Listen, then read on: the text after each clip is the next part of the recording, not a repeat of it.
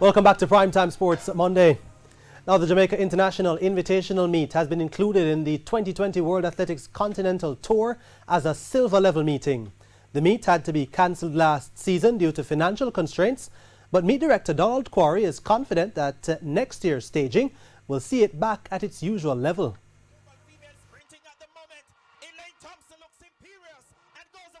You see, last year we could have had the meet, but it would have been not at the level we wanted it, getting the people that we needed and so forth. And so we are going to get back to the level that we're at.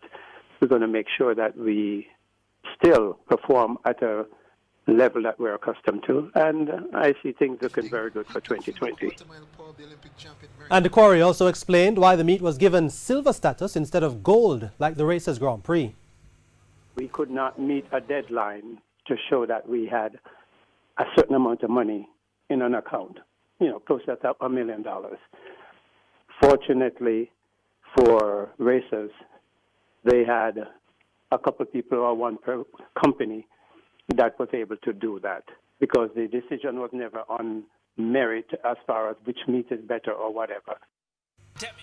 Now, the 2020 edition of the Jamaica International Invitational will be held on May 2. The brand new World Athletics Continental Tour was invented to replace the IAAF World Challenge Series and will run as a second-tier competition below the Diamond League. The Continental Tour will be divided into 3 levels: gold, silver and bronze, whose status will be determined by the quality of competition and the prize money on offer.